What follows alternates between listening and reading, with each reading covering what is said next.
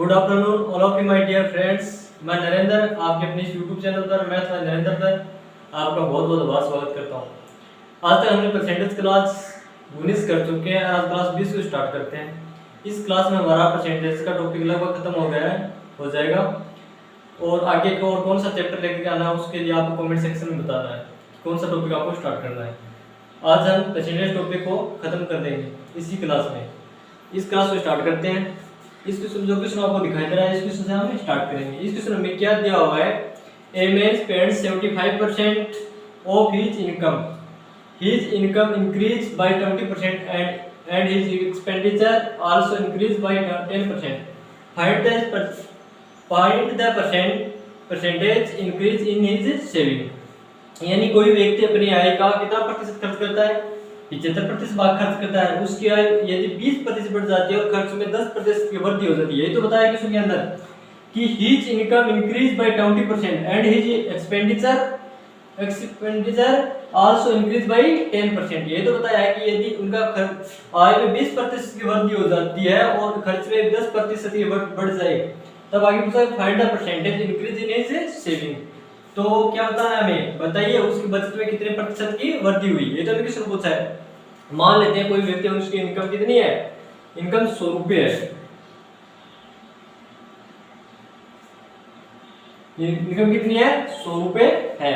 फिर आगे में क्वेश्चन में दिया कि उसने 75% भाग को खर्च कर दिया। ये तो मैं दिया। तो यदि एक्सपेंडिचर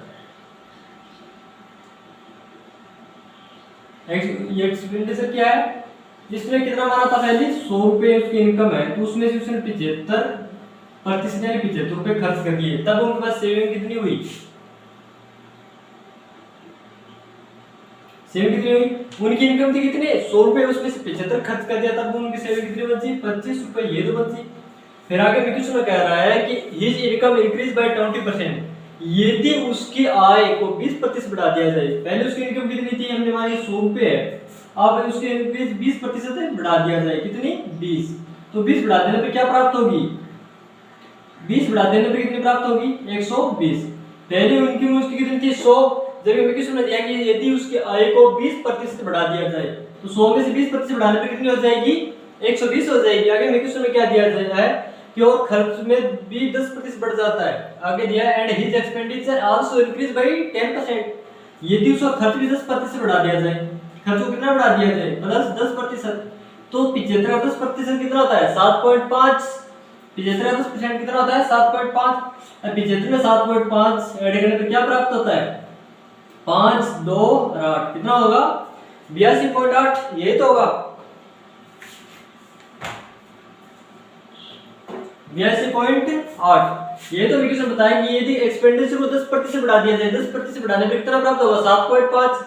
पहले कितना था, 75 में 7.5 बढ़ाने पर कितना प्राप्त होगा, 7.5 बढ़ाने पर 5 2 और 8 82.5। यही तो होगा।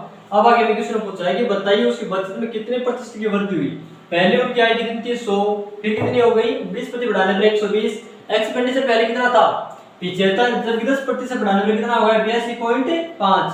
तब ये उनकी अब इनकम कितनी है, 120, उसमें से 82 रुपए यानी 82.50 रुपए खर्च कर दिए। ये थी 120 रुपए इनकम थी, उसमें से कितने खर्च कर दिए, 82.5। तब सेविंग कितनी होगी, 5 7 9 3, ये तो होगी 0। यानी अब उसकी इनकम सॉरी अब उनकी सेविंग कितनी है, 37.5। यही तो है।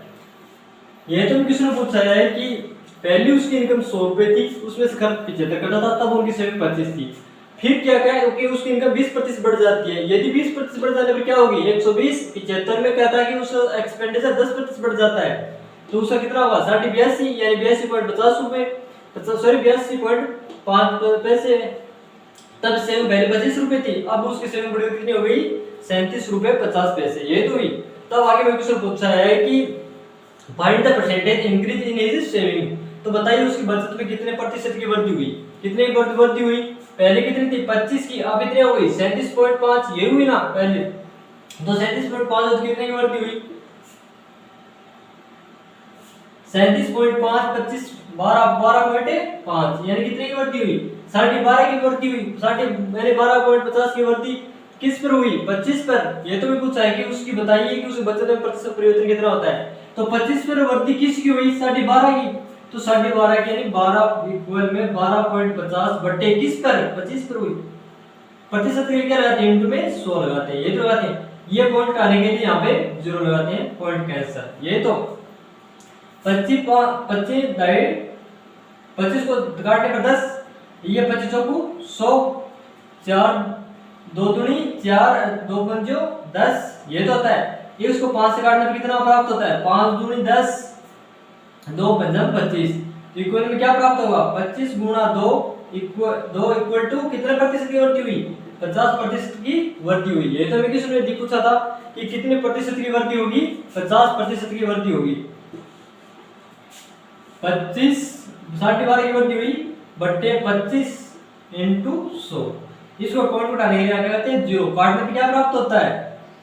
50%। ये तो मैं किसने पूछा था कि सिर्फ उसकी बचत में कितने प्रतिशत की वृद्धि हुई? 50% की वृद्धि हुई। नेक्स्ट क्वेश्चन करते हैं। इस क्वेश्चन में क्या दिया हुआ है? A businessman is earning by 25% in 1 year but decreasing by 4% in the next.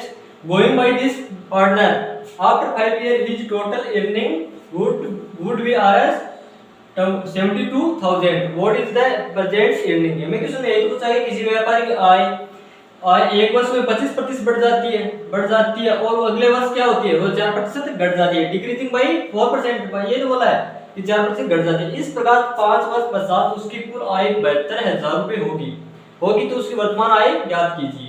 तो ये कह रहा है कि सुनने कि एक वर्ष तो क्या होती है? 25% बढ़ जाती है, जबकि नेक्स्ट ईयर क्या होती है? वो 4% घट जाती है। इस प्रकार वो कितने वर्ष तक चलता है? ऐसे 5 वर्ष तक चलता है। लास्ट में उसकी आय कितनी होगी? कि आय उनकी कुल आय 72,000 रुपए होगी। 5 वर्ष पश्चात उनकी आय कितनी होगी? 72,000। तो हमें क्वेश्चन में क्या पूछा है कि उसकी वर्तमान आय ज्ञात कीजिए। तो 25% की फ्रैक्शन वैल्यू क्या होती है? 1/4। यही तो होती है कि आप क्या कहता है क्वेश्चन में कि 25% बढ़ जाती है, यानी ये बढ़ जाती है, यानी 1 यूनिट बढ़ जाती है, तब क्या होगी? 5/4। यही तो प्राप्त होगी। 5/4 प्राप्त हुई। आगे कह रहा है कि उसमें अगले वर्ष में 4% घट जाती है। तो 4% की फ्रैक्शन वैल्यू क्या होती है? 4/100 क्या होगी? 1/25। यही तो प्राप्त होती है। अगले वर्ष क्या हो जाती है? बढ़ नहीं घट जाती है। 1/25।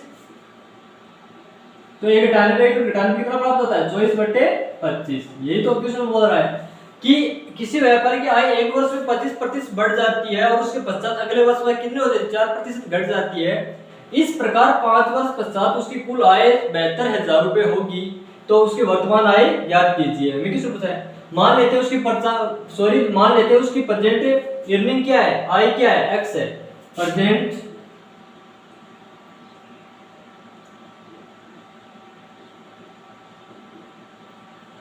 क्या है? एक्स है। ये तो बोला है कि वर्तमान आय उसकी क्या है? मैंने मानी है एक्स है। आगे में क्वेश्चन में क्या बताया है कि क्वेश्चन के अनुसार क्या होता है कि पहले वर्ष तो उसकी आय कितनी है? बढ़ जाती है, जबकि दूसरी वर्ष क्या होती है? घटती है। यानी पहले 25% बढ़ती है, फिर क्या होती है? 4% घटती है। किसकी? प्रेजेंट आय की। प्रेजेंट आय हमने वर्तमान आय क्या मानी? उनकी एक्स मानी। एक्स पहले वर्ष क्या होती है? बढ़ती है, 25% बढ़ जाती है, तो 5/4। और नेक्स्ट ईयर क्या होता है कि 1 यूनिट यानी 4% घट जाती है, तो 24/25। इसी प्रकार कितने वर्ष तक चलता है? 1 वर्ष, 2 वर्ष और ऐसे करता 5 वर्ष तक चलता है। तो आगे क्या आएगा? फिर 25% बढ़ जाती है, फिर क्या होता है? फिर वापिस 4% घट जाती है।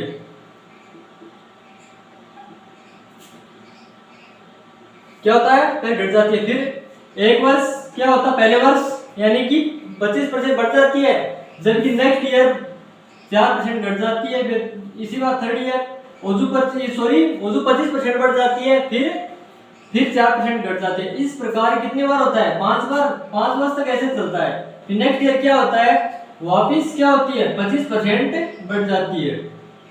बढ़ जाने पर क्या प्राप्त होता है? ये तो प्राप्त होता है। आगे क्वेश्चन में क्या कहा है कि लास्ट में उनके पास उनकी आय कितनी होती बचती होगी? कि 72,000 रुपये होगी। 5 वर्ष 50 उनकी कुल आय कितनी होगी? 72,000 रुपये होगी। ये तो मेरे प्रश्न में दिया है। अब इसको सॉल्यूशन करते हैं। 4 से काटने पर क्या प्राप्त होता है? 5 एकम 5 पंचम 25, ये प्राप्त हुआ। इसी प्रकार इसको काटते हैं 6 5, ये तो प्राप्त होता है। अब आगे क्या लिखते हैं? x into 6/5 into 6/5 into 5/4 equal क्या है? 72,000। ये तो है, दी हुई है हमें ये तो, कि उनके पास लास्ट में कितने बचती है? 72,000 रुपये बचती है। इस 5 से 5 कैंसल, 2 दूनी 4, 2 तिया 6, 2 तिया 6, तो x इंटू 9, 3 को 3 से मल्टीप्लाई करके क्या 9 बट्टे में क्या प्राप्त होता है? 5, ये तो प्राप्त होता है। इक्वल में कितनी आई है? 72,000। तो हमें क्या ज्ञात करना है? प्रेजेंट अर्निंग ज्ञात करनी है, यानी वर्तमान आय ज्ञात करनी है। तो x की वैल्यू कैसे ज्ञात करेंगे? 72,000 इंटू ये ऊपर चला जाएगा 5/9, यही तो होता है। इसको काटने पे क्या प्राप्त होता है? 9 × 72 8,000। 8,000 को 5 से मल्टीप्लाई करने पर क्या आता है? x = 8,000 इंटू 5, ये तो है, इक्वल टू 40,000। ये तो मैं पूछा था कि उसकी प्रेजेंट अर्निंग क्या है। हमने प्रेजेंट अर्निंग क्या मानी थी? x, फिर प्रेजेंट अर्निंग निकली कितनी आई? 40,000, ये तो निकल के आई। इसी तरह नेक्स्ट क्वेश्चन करते हैं।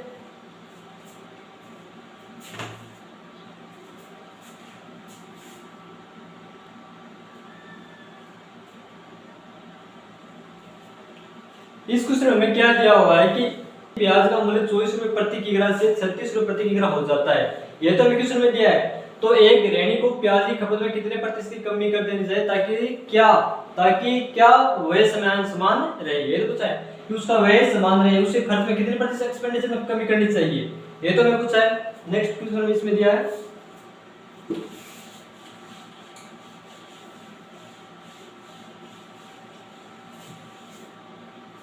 पहले प्याज का मूल्य कितना था? 24 रुपए। पहले कितना था? 24 ही था, 24 रुपए था। अब बढ़कर उसका मूल्य कितना हो गया है? 36 हो गया।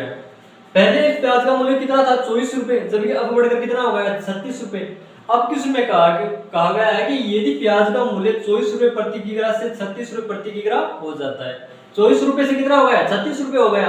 तो ये गृहिणी को प्याज की खपत को कितने प्रतिशत कम कर देनी चाहिए ताकि वह समान रहे? तो कितने की कमी? कितने की वृद्धि हुई मूल्य में? 12 यूनिट की वृद्धि हुई, यही तो हुई। अब कहता है खपत में कितने प्रतिशत की कमी करे? पहले से इसके मूल्य में वृद्धि हुई 12 यूनिट की, तो खपत में कितनी कमी करेगी? 12 की तो कमी करेगी वो। 12 की कमी किस पर करेगी? 36 पर। तब क्या होगा? तो खपत में 12 की कमी करेगी। 12 की कमी किस पर? पहले उनका मूल्य क्या था? 24, जब अब उसका कितना हो गया? 36, कितना बढ़ गया? 12 यूनिट बढ़ा। यदि उसका मूल्य 12 यूनिट बढ़ गया तो उसे खपत में 12 की कमी कर देगी, तब किस पर कमी करेगी? 36 पर। 36 × 100, यही तो है, इक्वल टू 1/3। काटने में क्या होता है? 1/3 × 100। तब फ्रैक्शन में क्या लिखते हैं इसको? 1/3 फ्रैक्शन में क्या होती है? 33 सही 1/3%, यही तो है, यही इसका आंसर है।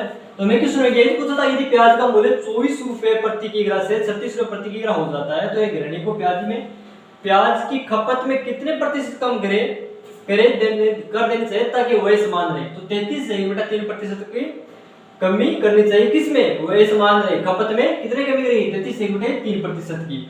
समझे? नेक्स्ट क्वेश्चन करते हैं। इस क्वेश्चन में क्या दिया हुआ है? The number of trees in A town is 17,640, यानी 17,640 है।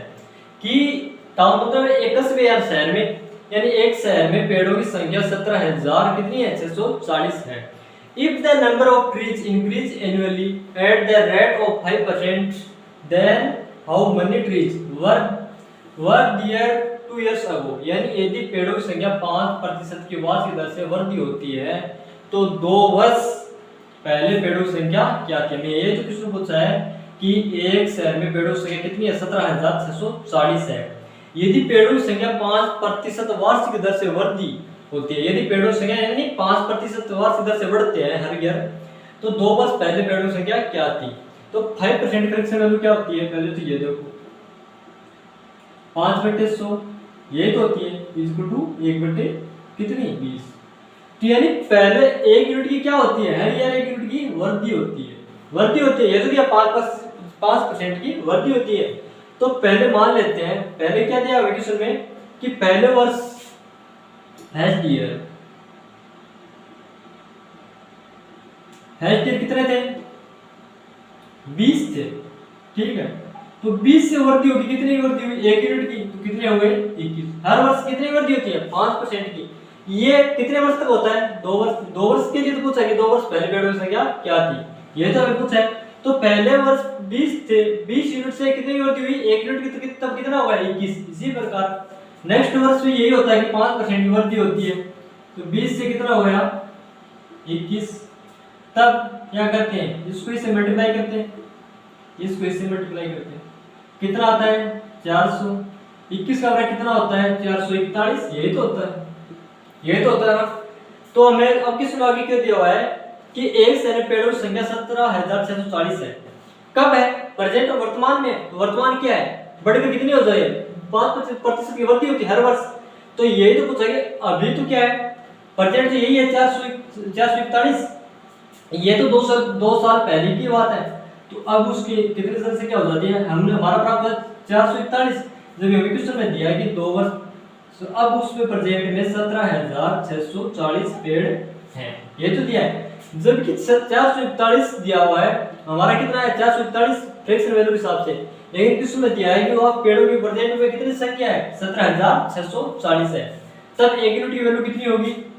इसे को 441 से को 17,600 से डिवाइडेशन करने पर क्या प्राप्त होता है 40 441 को 40 से मल्टीप्लाई करते हैं, क्या आता है 17,640। तब एक यूनिट की वैल्यू कितनी आ गई 40। यही तो प्राप्त हुई एक यूनिट की वैल्यू कितनी प्राप्त हुई 40। तो ये क्या प्रेजेंट में, तो 2 वर्ष पहले उनकी संख्या कितनी होगी पेड़ों की, किसी ने तो पूछा है। तो 200 वर्ष पहले कितना यूनिट था 400 यूनिट। 400 को 40 से मल्टीप्लाई करने पर कितना प्राप्त होता है 16। तो कितनी होगी 16,000। तो 4 वर्ष पहले पेड़ों की संख्या कितनी, सॉरी 2 वर्ष पहले पेड़ों की संख्या कितनी थी 16,000। इसी प्रकार नेक्स्ट क्वेश्चन करते हैं। नेक्स्ट क्वेश्चन में क्या दिया हुआ है कि a rice trader buys 20 quintals of rice for RS at 1580, ठीक है। However 22% rice is lost in transportation at what rate should we sell the rice to earn 20% profit. ये दिया कि एक चावल व्यापारी है, उसने 5,580 रुपए में 20 क्विंटल चावल खरीदता है, जबकि 22% चावल क्या होता है ट्रांसपोर्ट में या परिवहन में खराब या गुम हो जाता है, ठीक है। आगे में दिया है कि उस पर 20% लाभ प्राप्त करने के लिए उसे चावल किस दर पर बेचना चाहिए। तो पहले हम क्या करेंगे, 1 केजी चावल का क्या निकालेंगे प्राइस निकालेंगे, ये तो निकालेंगे सीपीओ 1 क्विंटल का सीपीओ 1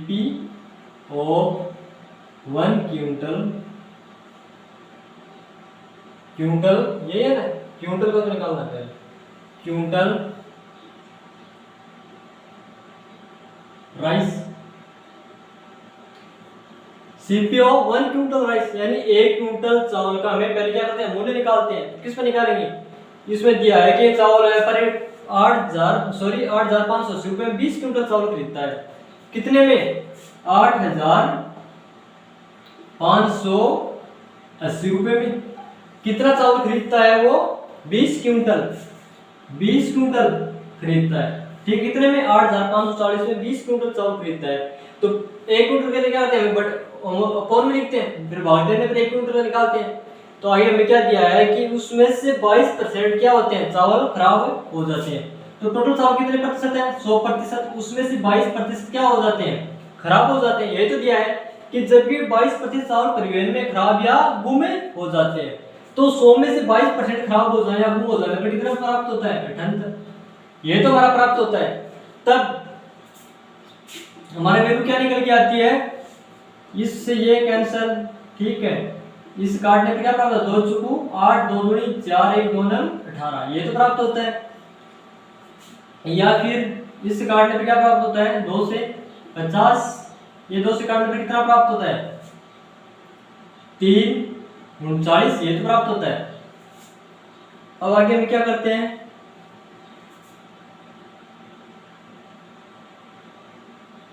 ये 3 से कटता है 13, 3 एकम 3, 1 3 चौक 12, 3 तिया 9, ये 13 से कटता है 13 एकम 13 11, ठीक है। तो क्या प्राप्त होता है, 11 इंटू 50, ये तो प्राप्त होता है, तब 550, ये क्या प्राप्त हुआ हमारा, और सीपी को 1 क्विंटल राइस यानी 1 क्विंटल चावल प्राइस कितनी है, 550 रुपए है। अब हमें पूछा किस दर रेट पर बेचनी चाहिए, आगे की ये तो आगे दिया हुआ है, तब इसको हम क्या लिख सकते हैं, 8,580 रुपए, कितने क्विंटल चावल के, 20 क्विंटल के, टोटल प्रतिशत कितना प्रतिशत चावल है, 100%, उसमें कितने खराब हो जाते हैं, 22%, खराब हो जाने पर प्राइस कितने प्रतिशत बचता है चावल, 78%, ये तो बचता है, ठीक है।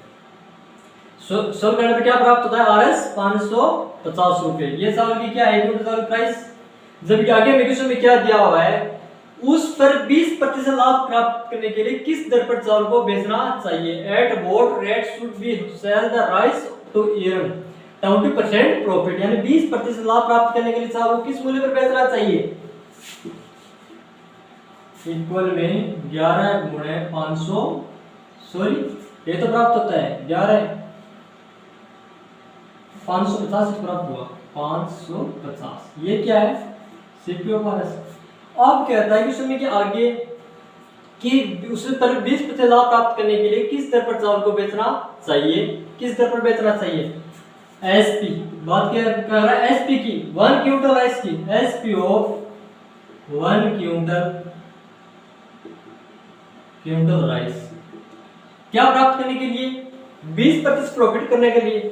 तो टोटल अब उसकी प्राइस कितनी है, 550 रुपए, यही तो है, कितने की प्रॉफिट करना है, 120, यानी कि 20 का प्रॉफिट करना है, 120 अपॉन 100, ये तो लेंगे किस पर, 100 केजी, यानी कि 100 केजी होता है, जबकि उसने कहा कि 20% लाभ प्राप्त करना है किस पर, 120 पर, ठीक है। तब क्या आता है, इसको इससे काटने में क्या प्राप्त होता है, 2 0 कैंसिल, 55 गुणा 12 10 110 इंटू 55, तब कितना प्राप्त होता है, 660, ये तो प्राप्त होता है, इक्वल टू 660, ये तो हमें दिया प्रश्न में कि लास्ट में ये तो दिया हुआ है कि उससे 20% लाभ प्राप्त करने के लिए किस दर पर चावल बेचना चाहिए, यानी कि 660 रुपए पर क्विंटल पर चावल को बेचना चाहिए। Thank you. आज के लिए आज हमारा परसेंटेज टॉपिक कंप्लीट हो चुका है। प्लीज क्लास को लाइक शेयर एंड सब्सक्राइब करें ताकि हर क्लास का नोटिफिकेशन आप तक पहुंच सके। आज परसेंटेज टॉपिक खत्म हो चुका है, लेकिन अगली क्लास में हमें कौन सा टॉपिक स्टार्ट करना है उसके लिए आप कमेंट सेक्शन में बताइए। Thank you.